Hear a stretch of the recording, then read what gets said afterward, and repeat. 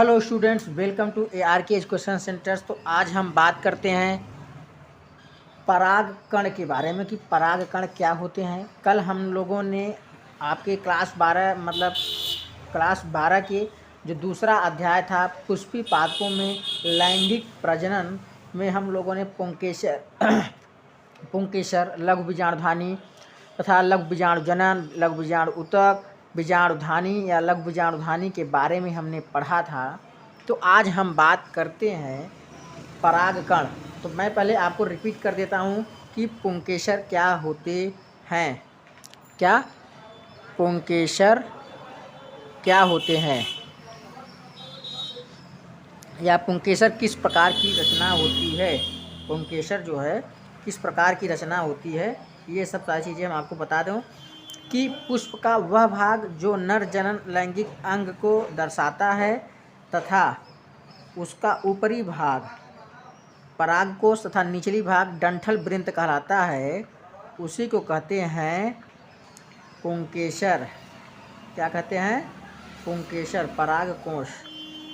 पुष्प का वह भाग जो नर जनन अंग तथा जो है कि नर जनन अंग तथा जिसका तंतु मतलब फिलामेंट नीचे भाग होता है तथा ऊपर परागकोश मतलब नर युग्मक को बनाता है, उसी को कहते हैं पुंकेसर। इसके दोनों भाग हो गए, एक परागकोश होता है, एक डंठल वृंत होता है। ये जो डंठल वृंत होता है यह आपका स्त्री केसर से लगा रहता है, स्त्री केसर से जुड़ा रहता है। किससे रहता है? या स्त्री केसर से जुड़ा रहता है। लघु बीजाणुधानी की बात करते हैं जो हम लोगों ने कल पढ़ा था, इसके बारे में थोड़ा सा बता दें। लघु बीजाणुधानी परागकोश के जो चारों तरफ होता है, ये जो परागकोश होती है, परागकोश के चारों ओर चार कोणीय संरचना में पाए जाते हैं। यही जो है कि जो चार कोणीय संरचना होती है यह जो है कि पोलन सैक बनाती है। क्या बनाती है? पोलन सैक यानी परागकोश। ठीक बा। यह लंबाई में करें, यह लगभग गोलाई में दिखते हैं। किस में दिखते हैं? गोलाई में। ठीक। इसका जो है कि जो लघु बीजाणुधानी होती है चार भित्तियों की बनी होती है। पहला होती है बाह्य भित्ति। क्या होती है? बाह्य भित्ति। दूसरी होती है आपकी जो है कि एंडोथेसियस। तीसरा होता है मध्यवर्त और चौथा होता है आपका टेपिटम। क्या होता है आपका? टेपिटम होता है। टेपिटम का काम क्या होता है? यह जो है कि संरक्षण का काम करता है। किसका? यह काम कर टेपिटम का कार्य होता है संरक्षण करना, संरक्षण प्रदान करना। किसको? पोलन सैक को। पोलन सैक की हिंदी होती है परागकोश। क्या होती है? परागकोश। अब हम बात करते हैं लघु बीजाणुधानी की, जो हम लोगों ने कल पढ़ चुका है। तो लघु बीजाणुधानी क्या होती है कि एक परागकोश मात्र कोशा से अर्धसूत्री विभाजन द्वारा लघु बीजाणु के जनन प्रक्रिया को लघु बीजाणुधानी कहा जाता है। मतलब तीसरी हम पढ़ते हैं लघु बीजाणुधानी। लघु बीजाणुधानी क्या कहते हैं कि एक मातृकोशा से अर्धसूत्री विभाजन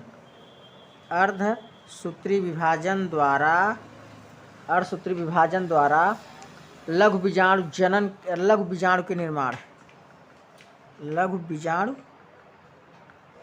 के निर्माण की क्रिया को लघु बीजाणुधानी कहा जाता है। लघु बीजाणुधानी कहा जाता है। ठीक। अब आज हम बात करते हैं जो है कि परागकोश के, इसके बारे में बात करते हैं। परागकोश नहीं, परागकण के बारे में। परागकण के बारे में आज हम बात करते हैं। तो अभी तक मेरे आपने चैनल को सब्सक्राइब नहीं किया, चैनल को सब्सक्राइब करें, वीडियो को लाइक करें, साथ ही साथ वीडियो को लास्ट तक जरूर देखें, वीडियो को जरूर शेयर करें और उसके बाद आप बेल आइकन को जरूर दबाएं ताकि नए नए वीडियो के नोटिफिकेशन आपको मिलते। तो क्या कहते हैं कि परागकण क्या कहते हैं कि लघु बीजाणुओं का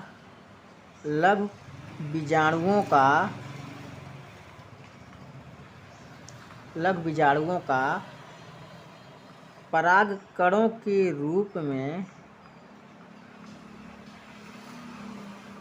विकसित होना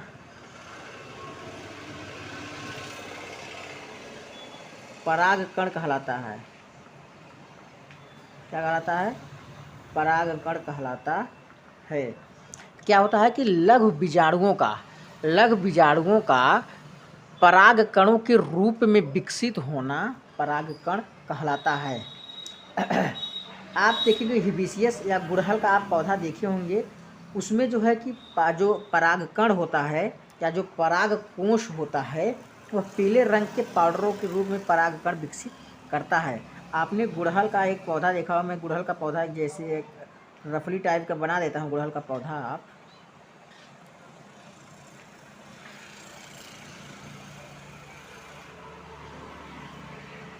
ये मान लीजिए आपका गुड़हल का पौधा हो गया, ये आपकी मेन पंखुड़ी यहाँ से निकली रहती है इस तरह से।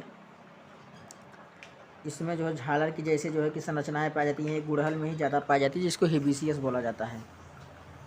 इसको गुड़हल या इसकी अंग्रेजी होती है हिबिस्कस। क्या होती है? हिबिस्कस। इसकी अंग्रेजी क्या होती है? हिबिस्कस। इसमें जो गुड़हल का जो ये जीरे के जैसा या एक गुच्छे की जैसी जो बाहरी संरचना पाई जाती है, यह लगभग पीले रंग की संरचना होती है। लाल या पीले में पाई जाती है, तो लगभग पीले जैसी संरचना होती है। यही पीला वाला जो भाग होता है इसी को बोलते हैं परागकण। क्या बोलते हैं? परागकण। और यही परागकण क्या होता है? आपका नर युग्मक होता है, या इसके अंदर जो है कि नर युग्मक बनते हैं। और बात करते हैं जिससे कि ये विभिन्न, ऐसा नहीं है कि जिस प्रकार का एक परागकण एक ही पुष्प में पाया जाता है या एक ही आकार की पाई जाती है वैसे सभी प्रकार के पुष्पों में पाई जाती है, ये संभव नहीं है। विभिन्न प्रकार के प्रजातियों में विभिन्न प्रकार के परागकण अलग अलग प्रकार के हो सकते हैं। परागकण लगभग जो है कि आपके गोले या गोल जैसी संरचना के पाए जाते हैं, गोलाई की होते हैं। इसका जो व्यास होता है लगभग 25 से लेकर के 50 माइक्रोमीटर होता है। क्या होता है? माइक्रोमीटर होता है। और इसमें 2 प्रकार की भित्ति पाई जाती है, मतलब 2 प्रकार के चादर जैसी संरचनाओं से ढकी होती है, परतों से ढकी रहती है। पहले यानी बाहरी वाली भाग को कहते हैं बाह्य चोल। क्या कहते हैं? बाह्य चोल। ये अभी हम जो है परागकण की बात कर रहे हैं, तो परागकण की जो भित्ति होती है 2 होती है। पहली भित्ति होती है बाह्य चोल, जो कि स्पोरोपोलेनिन जो बाहरी भित्ति होती है, यह किसकी बनी होती है? स्पोरोपोलेनिन नामक एक एंजाइम होता है, जिससे यह बना होता है।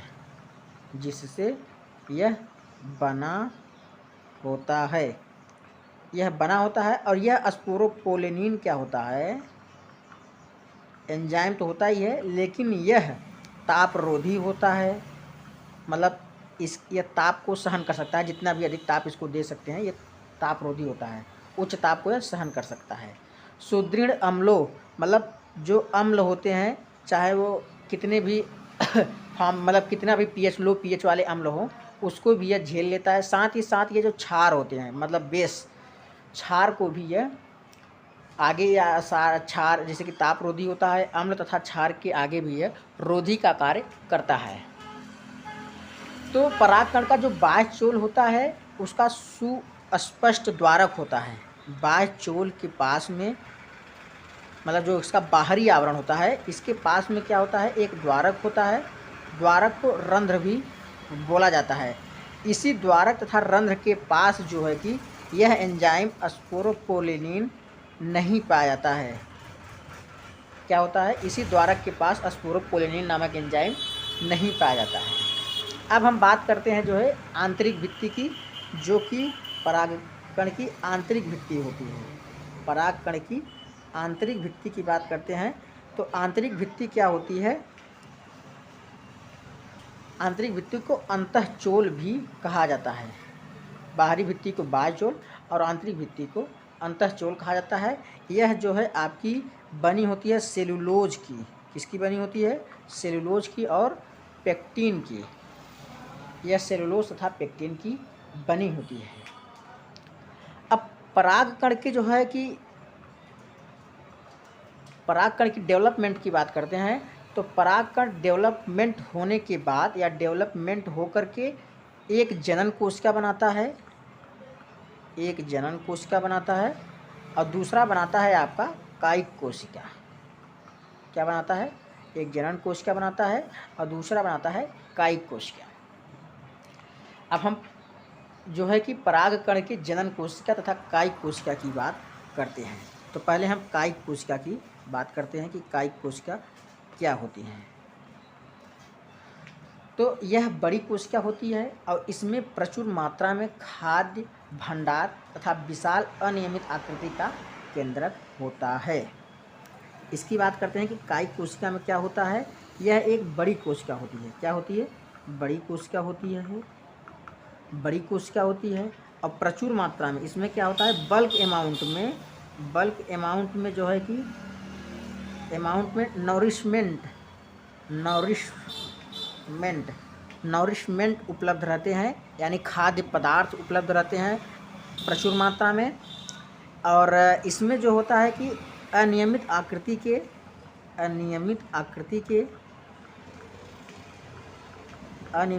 के केंद्रक पाए जाते हैं। क्या पाए जाते हैं?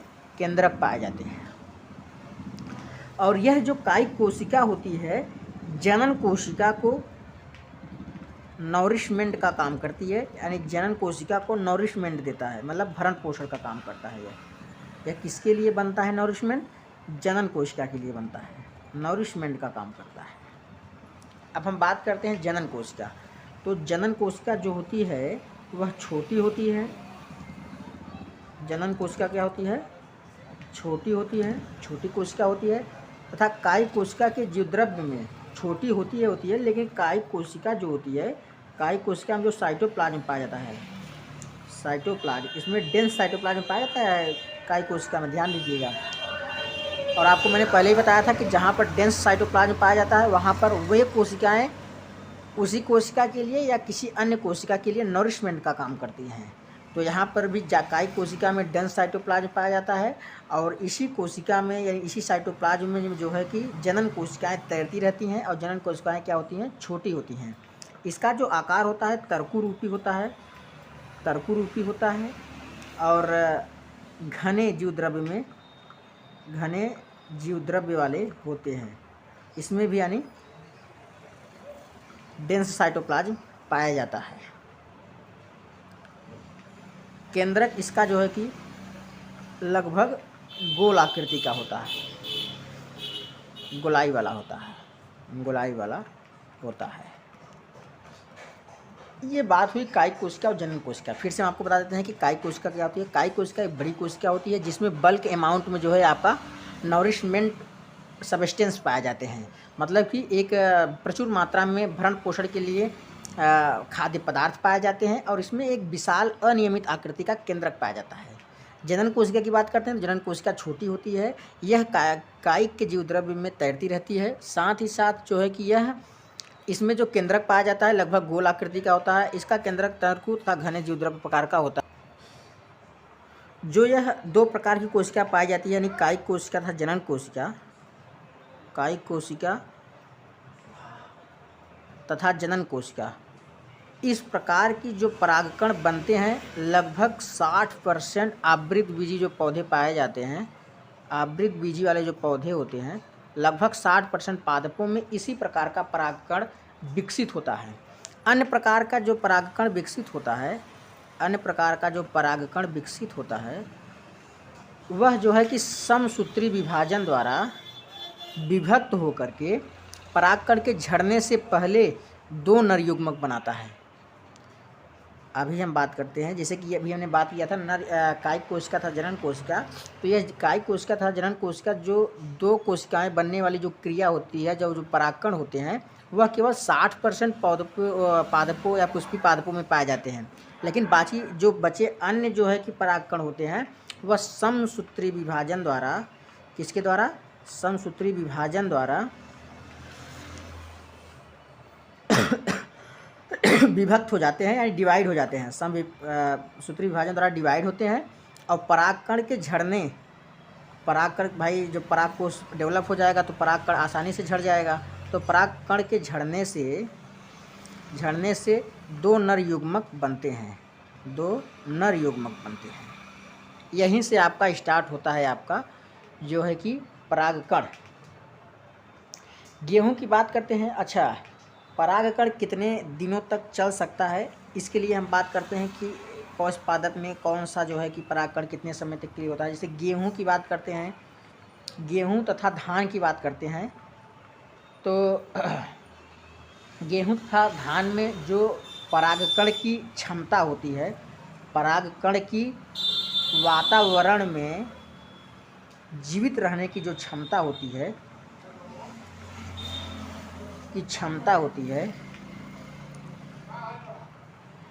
वह होती है 30 मिनट। एक स्पेशल इन्वायरमेंट होता है इसके लिए, जिससे कि ज़्यादा अधिक ताप हो जाने पर भी जो है कि इसमें हालांकि कुछ नुकसान नहीं होता, क्योंकि इसमें जो है कि स्पोरोपोलिनिन नामक एंजाइम की वजह से ये तापरोधी हो जाते हैं। लेकिन जैसे कि अधिक नमी आ जाती है, नमी होने की वजह से जैसे कि कभी कभी आर्द्र ज़्यादा हो जाती है, तो इसके जो बाह्य चोल होते हैं वह स्फुटन होने लगते हैं, मतलब वो सड़ने लगते हैं, जिसकी वजह से ये परागकण का अंकुरण सही नहीं हो पाता है। तो आप ध्यान दीजिएगा, गेहूं तथा धान में जो परागकण होते हैं इसमें जो है कि 30 मिनट तक ही इसके परागकण जीवित रह सकते हैं। बाकी अन्य की बात करते हैं, जैसे कि आप रोजेशी फैमिली की बात कर लें, रोजेशी फैमिली मतलब कि गुलाब की बात कर लें, रोजेशी फैमिली की बात कर लें, या सोलेनेशी फैमिली की बात कर लें, या लेग्यूमिनेशी फैमिली की बात करते हैं, तो इसमें जो परागकण की जो जीवन क्षमता होती है, परागकण की जीवन क्षमता जो होती है, लाइफ स्पान की बात करते हैं, तो लाइफ स्पान इसकी जो होती है बहुत महीनों तक, मतलब कई महीनों तक चलती रहती है, कई महीनों तक चलती रहती है। आपने मकोए का पौधा देखा होगा, मकोए का वैज्ञानिक नाम होता है सोलेनम नाइग्रम, तो मकोए का आपने पौधा देखा होगा, रोज का पुष्प आपने देखा होगा। लेग्यूमिनेशी की बात करते हैं, जो लेग्यूम्स कहे जाते हैं, यानी फबेशी फैमिली, यानी मटर की बात करते हैं, तो मटर की बात करते हैं, चने की बात करते हैं, जो भी दालें पाई जाती है वो लेग्यूमिनेशी या लेग्यूम्स में आते हैं। तो ये जो रोजेशी हो गया, सोलेनेशिया लेग्यूमिनेशी फैमिली की बात करते हैं। इसमें जो इसके जो परागकण होते हैं, इसके परागकण की जो जीवन क्षमता होती है वो कई महीनों तक चलती रहती है। और कई ऐसे जीव हैं जिनके परागकणों को यानी स्पर्म्स को, स्पर्म अभी नहीं कह सकते क्योंकि स्पर्म केवल जो है कि जानवरों के लिए इस्तेमाल किया जाता है, तो परागकणों को जो है कि भंडारण करने के लिए लिक्विड नाइट्रोजन की आवश्यकता होती है। किसकी?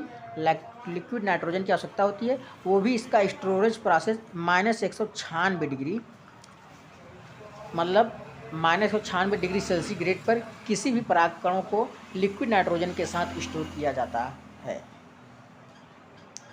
आज के लिए बस इतना ही। हम कल पढ़ेंगे जो है स्त्री केसर या गुरु बीजाणुधानी, और उसके बाद करेंगे मादा युग्मकोद्भिद। इसके बारे में हम लोग कल डिस्कशन करेंगे। और अभी तक आपने मेरे चैनल को सब्सक्राइब नहीं किया, चैनल को सब्सक्राइब करें, वीडियो को लाइक करें, साथ ही साथ बेल आइकन को जरूर दबाएं ताकि नए नए वीडियो का नोटिफिकेशन आपको जरूर मिलता रहे। और ये चैप्टर बहुत जल्द ही ख़त्म होने वाला है। धन्यवाद।